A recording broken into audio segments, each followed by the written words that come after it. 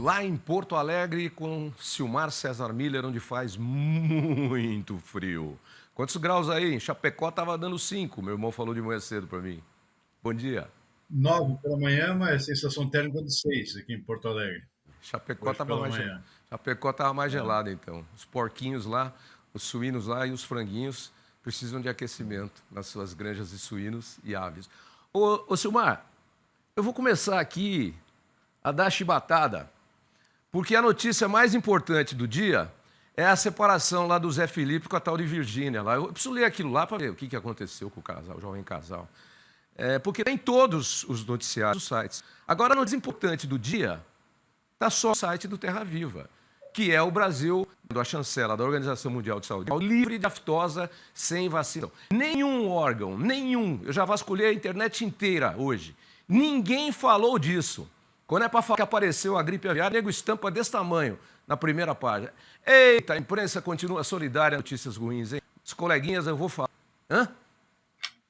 é verdade, Tavinho. Olha, é a manchete do dia hoje, mas antes para o agronegócio brasileiro a partir de hoje, o Brasil livre da febre aftosa sem necessidade de vacinação, ou seja, o Brasil tinha controle da febre aftosa, que afeta o rebanho bovino, basicamente, há muitos anos, né? Basicamente, dependia de vacinação, os ainda estavam liberados dessa necessidade de vacinação, de Campina, Paraná e alguns outros do norte, agora o Brasil inteiro livre. Só que, claro, agora é preciso muito cuidado para esse negócio não voltar, né, Tavinho? Está aí o exemplo aí da gripe aviária, então a gente tem que ter todo cuidado aqui, mesmo sem vacinação, cuidado para não haver contaminação, especialmente nas regiões de fronteira, né, Tavinho?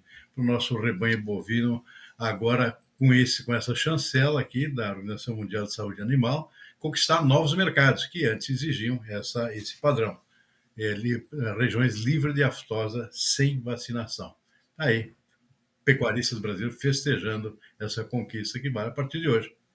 Zé, já de imediato, eu acho que em breve, o quanto antes, o Japão e a Coreia do Sul devem entrar aí nesse nosso mercado depois dessa declaração. Mas tá aí então. Vocês que nos assistem em todo o Brasil aí, essa é a notícia mais importante do dia, tá, gente? Para a pecuária brasileira e para o agronegócio brasileiro também, que é metade da balança comercial brasileira, se é que vocês não sabem. E a carne é um dos principais responsáveis pelo alto volume de vendas, pelo alto valor recebido nas nossas exportações de produtos em geral. Eu estou falando aqui, não estou falando só do agronegócio, não. Em geral. Tá? Então podem publicar essa notícia aí. Ó, depois veio aquela da separação do Zé Felipe com a Virgínia. Depois é aquela. Mas essa aí do Brasil Livre eu vou falar. Viu? Qualquer dia me dá. Você sabe que a fitosa promove aftas na língua do boi, nos cascos e tal, né? Qualquer dia vai dar uma afta aqui, porque eu não canso de puxar a orelha do pessoal. Vamos lá, Silmar. O que temos Olá, para Davi. Olha, hoje? mercado hoje, mercado financeiro refletindo em boa parte aqui a decisão de um tribunal nos Estados Unidos de suspender o tarifaço de Donald Trump, com algumas exceções, é verdade, mas suspendendo aquela tarifação geral lá, ou seja, um revés aqui para o presidente americano, a gente pode comentar com mais detalhes depois. Claro, agora o governo está tentando reverter essa decisão de um tribunal dos Estados Unidos que resolveu enfrentar, portanto, essa questão das tarifas. Isso provocou um certo alívio nos mercados financeiros, bolsas subindo por conta disso, não se sabe até quando, porque pode durar pouco essa decisão. Mas vamos lá, mercados hoje, quinta-feira, mercado financeiro, dólar operando em queda aqui no Brasil, 0,6%, R$ 5,66, 5,66 a cotação da moeda americana nesse momento. Mercado de ações com leve queda, o índice Bovespa na B3 perdendo 0,3%. Petróleo caindo no mercado internacional, 1,6%, US$ 63 e 30 centavos o barril, do tipo Brent, que é a referência para o mercado internacional. Mercado de commodities agrícolas, mercado de grãos na Bolsa de Chicago, com predominância de quedas. Soja perdendo 0,4% agora há pouco, milho menos 0,9%, arroz estava estável, arroz em casca, trigo abriu o dia em queda e agora recuperou um pouquinho, está subindo 0,6%. Na Bolsa de Nova York, café arábica com pequena alta de 0,3%, café robusto em Londres menos 0,1%, açúcar subindo em Nova York 0,8%, na contramão o algodão caindo 1 ponto percentual, suco, laranja e cacau também com quedas, o cacau perdendo bastante, 4,8%. E o boi gordo no mercado futuro da B3 de São Paulo com alta de 0,7% neste momento. Esse é o retrato dos principais mercados agrícolas e financeiros nesse final de manhã de quinta-feira. Tavinho. Vamos lá para o preço dos alimentos, que foi o tema do ministro da Agricultura, Carlos Fávaro, na comissão da Câmara dos Deputados ontem. Ele falou e defendeu, né? Ele defendeu, na verdade, que medidas adotadas pelo governo já tiveram efeito e ajudaram a controlar a inflação. A prévia da inflação apresentada pelo Instituto Brasileiro de Geografia e Estatística mostra que o preço dos alimentos em maio subiu menos do que no mês anterior. Segundo o Índice Nacional de Preços ao Consumidor Amplo, IPCA 15, os produtos mais consumidos no país tiveram alta de 0,39%, um terço a menos do que registrado em abril, 0,43%. Tomate, feijão e ovos foram alguns dos alimentos que registraram queda nos preços, contribuindo para a desaceleração. A inflação vai, de alguma forma, mostrando uma queda, uma tendência de queda. Isso é importante, sobretudo, para o setor agropecuário, no tocante aos insumos e também no tocante à venda. Os preços ainda estão muito bons para o setor agropecuário, mas vem caindo em função das boas perspectivas da agropecuária no país. Mesmo com a desaceleração, a inflação no Brasil segue acima da meta estabelecida pelo governo, com alguns itens registrando uma forte alta, como o café, que chegou a 80% de aumento nos preços. Por isso, o ministro Carlos Fávaro foi convidado a prestar esclarecimentos na Comissão de Agricultura da Câmara dos Deputados. Os parlamentares questionaram o titular do Ministério da Agricultura sobre medidas tomadas pela pasta para impedir o aumento dos alimentos. Fávaro defendeu as medidas do governo e informou que uma das medidas mais criticadas, a isenção de impostos de importação para alguns produtos alimentícios, gerou equilíbrio nos preços.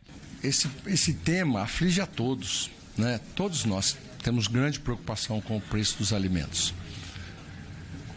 O fato real, e aqui sendo muito transparente, inflação de alimentos, basicamente, ela é gerada por oferta e procura, por oferta e demanda. E na medida que falta algum produto, o preço sobe.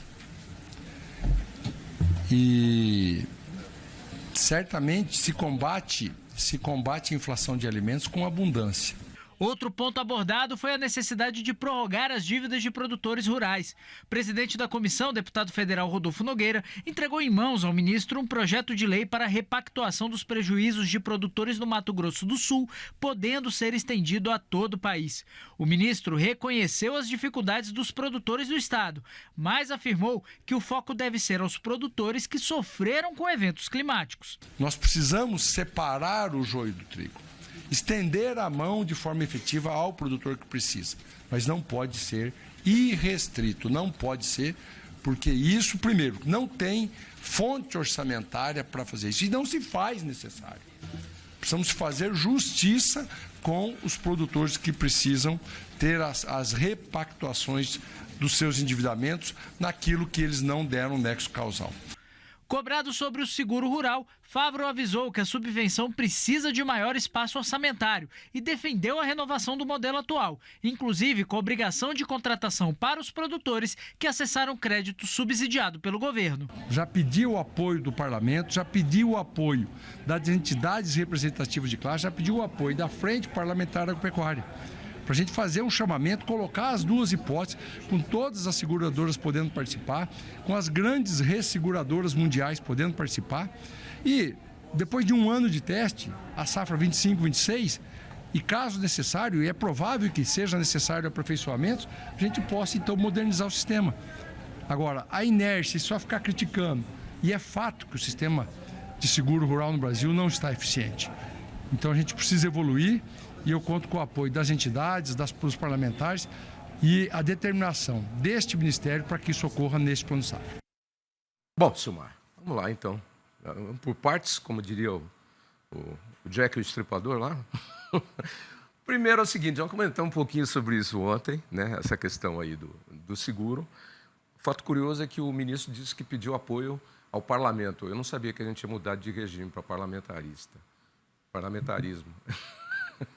Pelo que eu sei, somos um regime democrático, uma república com deputados e senadores. Bom, não, tudo bem, mas são parlamentares. Ok, eu entendi. Vem cá.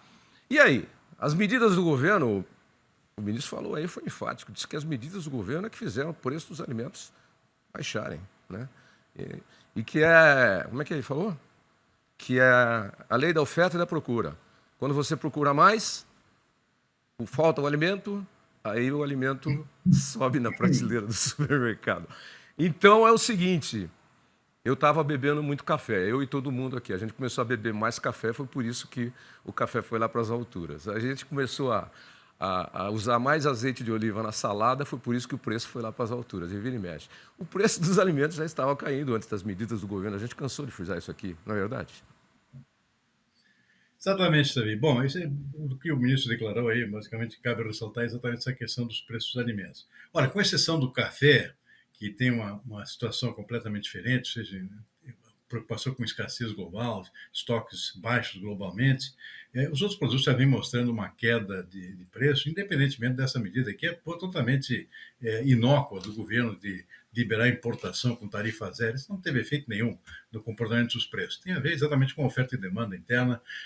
Tivemos uma queda muito expressiva já antes disso, especialmente no arroz e no feijão, que são os produtos básicos aqui da alimentação do prato do brasileiro. Por conta de aumento da produção. A safra desse ano é maior, tanto de arroz quanto de feijão, portanto é isso que está provocando já há bem mais tempo já uma queda progressiva dos preços internos aqui. O que permanece como exceção ainda? Alguns hortigranjeiros que têm aquelas oscilações normais por questões climáticas, é o tomate ou é a batata, alguma coisa nesse sentido, mas são altas ou quedas ocasionais, o mercado muda muito rapidamente, e o que permanece ainda é o café. O café realmente, por questões internacionais, ainda mantém preços elevados. Mas com um detalhe, está entrando safra nova no mercado, safra brasileira já está começando a ser colhida, tanto do Conilon quanto do Arábica, safras no leste asiático também, Indonésia já começou a sua colheita de café robusta, e tudo isso vem provocando já uma retração dos preços internacionais. Pouco a pouco isso vai chegar também ao mercado interno. Então, a inflação de alimentos, carnes também, carne bovina deu uma parada, o preço do boi começaram a cair, os preços da carne bovina começam já a refletir isso no atacado, vai chegar brevemente ao varejo, portanto, não tem mais nada anômalo, muito importante acontecendo nesse momento, e a tendência é de uma melhora progressiva, eu diria, daqui para frente. A não sei que ocorra alguma catástrofe aí que possa mudar os rumos do mercado. Então, a situação está sob controle, mas digo claramente aqui, tem muito pouco a ver com a decisão do governo de liberar a importação com tarifa zero. Isso aí é conversa simplesmente para boi dormir. Conversa para boi dormir. E o boi dorme, sabe? À noite o boi dorme. Ele volta lá, vem do pasto, volta e dorme. Ele gosta, tem que descansar também. O boi também dorme. Escuta, a taxa de desemprego no Brasil foi de 6,6% no trimestre de fevereiro a abril desse ano, dados divulgados hoje pelo PNAD, que é a Pesquisa Nacional por Amostra de Domicílio Contínua. Está aí. Eu não vou nem rodar o material, porque tem muito número lá e vai confundir, mas é um número importante esse, não, Silmar? É um número bom, 6,6%, veio até melhor do que o esperado, a expectativa era de 6,9%, esse índice aqui de desocupação, veio 6,6%. Isso se refere ao trimestre, o trimestre agora encerrado no mês de abril. Então, esse cálculo é feito trimestralmente pelo IBGE. O indicador positivo, tem ainda aqueles dados que sempre continuam preocupando, que chamam a atenção pela alta expressividade, que é o caso da informalidade, né, também. Isso continua muito elevado aqui no Brasil, isso se acentuou com a questão da pandemia e não voltou mais para trás. O índice de informalidade, segundo o IBGE divulgou hoje, 37,9%. Houve uma melhora em relação ao trimestre anterior, a 38,3%, mas ainda é altíssimo. Ou seja, estacionou nessa casa aí por volta dos 38%. Isso significa nada menos que 39 milhões de trabalhadores nessa categoria da informalidade. Não tem carteira assinada, portanto não tem os benefícios aí da assistência social, não tem garantia contra todos os aspectos sociais aí, contra o desemprego, por exemplo. São trabalhadores que realmente começaram a entrar na informalidade por perda dos seus empregos durante a pandemia, principalmente, e não voltaram mais. Alguns até se deram bem nessa informalidade, montar no seu trabalho, sua banca lá na esquina para vender qualquer coisa, e continuam por lá. E os que querem voltar têm uma certa dificuldade. Portanto, é um índice que estacionou, é o índice que permanece ainda preocupando, é esse aí, da informalidade bastante acentuada no Brasil. Agora, o emprego formal aqui, um índice bom, esse divulgado hoje pelo BGE, é até melhor do que o esperado. Mais carteira assinada, né? Índice de emprego aí com carteira assinada, subindo. Agora, esse número da informalidade aí, eu acho que morreu, meu. Esse aí vai ficar nos 38%, meu. Acho que é um novo cenário aí do mercado de trabalho no Brasil. E, rapidamente, vamos falar da administração do presidente Donald Trump, que entrou com um recurso contra a decisão do Tribunal Norte-Americano, Tribunal Federal, que bloqueia a entrada em vigor da maioria das tarifas sobre importações, o famoso tarifaço do Trump. Bom, a novela não acaba, né, Gilmar? Cada hora é um capítulo. É. Bom, por isso, acho que o Trump não esperava realmente aqui uma decisão interna, aqui, ou seja, cortando essa imposição de tarifas generalizadas que foram impostas lá no início do governo Trump. Então, permanecem apenas algumas muito específicas, né, para determinados produtos, mas agora todos os países, inclusive a China aqui, fica liberada desse tarifaço de Donald Trump. Só que é possível que isso dure pouco também. O presidente já recorreu, já está recorrendo, tem outras formas de voltar a impor essas tarifas. Agora, chama atenção realmente que é uma primeira tomada de decisão de um tribunal interno dos Estados Unidos, dando um chega para lá nessa questão das tarifas, né? E outra coisa, o que está chamando muita atenção, né, na opinião pública nos Estados Unidos é a necessidade, ou seja, a manifestação de empresários, principalmente, em direção ao presidente Donald Trump, para que tome uma decisão definitiva, ou seja, ou tem tarifa ou não tem, ou é definitivo ou não é, se tem negociação para fazer, que acelere essas negociações e não simplesmente suspenda a imposição de tarifa por mais um mês, 2 meses, 3 meses, como ele vem fazendo. E fica aquela indefinição que impede, por exemplo, o planejamento de negócios. Os empresários americanos estão apavorados porque não têm condições de programar nada, porque não sabem o que vai acontecer no dia seguinte com tarifa ou sem tarifa. Então, essa é a grande preocupação no momento e isso já começa a influir negativamente na economia americana. Os índices aqui sobre o desempenho do PIB americano não eram muito bons, não. A expectativa é com a queda aqui de 0,2% no primeiro trimestre, segundo dados divulgados hoje pela manhã, o PIB americano no último trimestre, terminado aqui no mês de março, primeiro trimestre desse ano, aliás, para ser mais claro. Então, a queda de 0,2%. O PIB está caindo nos Estados Unidos e isso é consequência direta dessa política de Donald Trump. Porque essa indecisão faz com que a economia pare, puxe um freio. Eu vou produzir, se eu não tenho para quem vender, porque a tarifa é tão alta que quem vai comprar não vai querer pagar. Eu preciso de matéria-prima para importar de tal lugar, mas aí vai entrar com um super tarifaço aqui, eu vou ter que sobrecarregar o preço do meu produto, aí o consumidor não vai ter como pagar. É preciso uma decisão. Estão certíssimos os empresários norte-americanos. Ele está parando a economia americana e esse resultado do PIB aí que se apresentou já é uma consequência, né? E o Elon Musk caiu fora, né, do governo, pediu o chapéu hoje, saiu antes do tempo, inclusive, ou seja, não aguentou também, porque está prejudicando os negócios dele, né? Ele está perdendo dinheiro no privado lá, tentando atender um pedido do Donald Trump lá para fazer um trabalho de limpeza lá de pessoal na Casa Branca. Enfim, é uma defecção importante. É um grande apoiador do Donald Trump, começou a brigar já com outros ministros lá e a coisa não deu certo e ficou fora. Eu acho que a família do Elon Musk chegou no ouvido dele, ele já não andava dormindo ultimamente, tendo pesadelos, e a família chegou e falou, escuta aqui, você vai tomar uma decisão ou não vai? Você vai continuar andando com um louco desse aí? Você é um homem tão sóbrio, tomou decisões importantes na vida, construiu uma fortuna, é uma das personalidades da economia no mundo, fica andando atrás de um louco desse aí? Para com isso, você vai ser internado junto. E ele, caiu fora. Enquanto isso, por aqui, a briga do IOF continua, tá? Você já passou do seu tempo, só para deixar. Porque amanhã a gente tem tempo para falar do IOF, porque vai continuar a briga. Com o ministro Haddad, inclusive, declarando, eu li logo cedo, que se o IOF não for aprovado, essa é uma ameaça para o Brasil. A ameaça para o Brasil, acho que é o IOF ser aprovado, né, Silmar? O contrário. É o contrário. Não tem outra opção, senão quebra. E aí vem a consequência, né? Se não sair, não for aprovado o IOF no Congresso, a alternativa que o governo tem é cortar aquelas verbas extras dos congressistas, né, dos parlamentares. E aí começa a briga. Eles não vão abrir mão disso. Vai lá, que senão eu vou atrasar você, porque dá para ficar meia hora nessa ladainha aí. Até amanhã. Um Então, abraço. Daniel, boa tarde e até amanhã. Um abraço.